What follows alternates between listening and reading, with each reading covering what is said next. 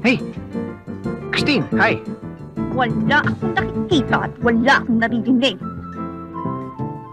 Oh. Nagpa-check ka na ba sa doktor? Go.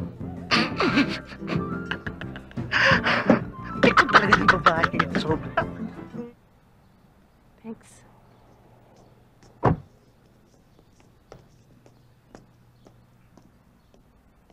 Okay. Halika, pasa ka muna. Tawagan natin si Jonas.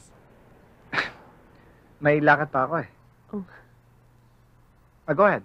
Salamat uli, ha. Thanks. Thank you. Sige, ingat. Bye.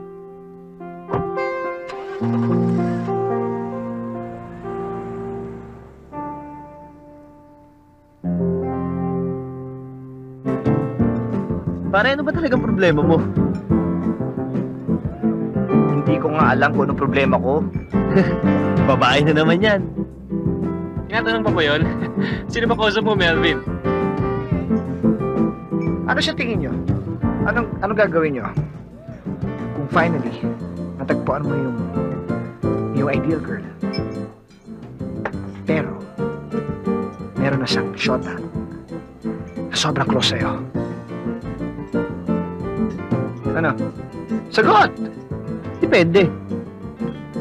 Gaano ka ba ka-close doon sa boyfriend? Sabihin na lang natin very close. Close talaga. Problema ba yan?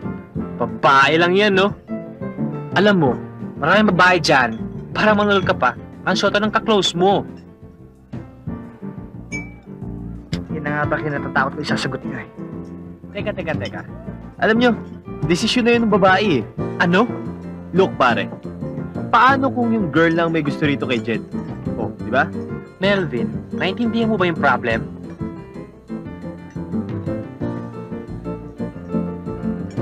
Uh-oh. Hey! Christine, hi! Wala akong nakikita at wala akong naririnig. Oh. Nagpa-check ka na ba sa doktor? Go. Ikaw talaga ng babae. Sobra. Tingnan mo naman yung pinsan ko. Napakabait talaga. Misunderstood lang kasi. Pero tingnan mo hinatid ka pa niya dito. Alam mo, dapat makahanap na talaga ng matinong babae yan eh. Bukod sa napaka-sweet niya, napaka-thoughtful pa. Kaya nga kahit burarayan si Jed, yan pa rin ang pinaka-favorite na nephew ng parents ko. Para ko na nga kapatid yan eh. Nasabi mo na sa akin yun nun.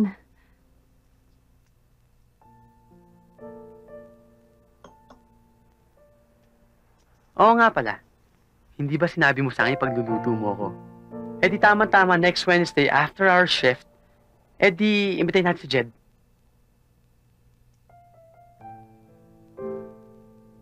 Akala ko ba that was supposed to be for the two of us? Sige na. Kawawa naman yung tao eh. Tsaka naman para naman matikman na yung luto mo. Ikaw.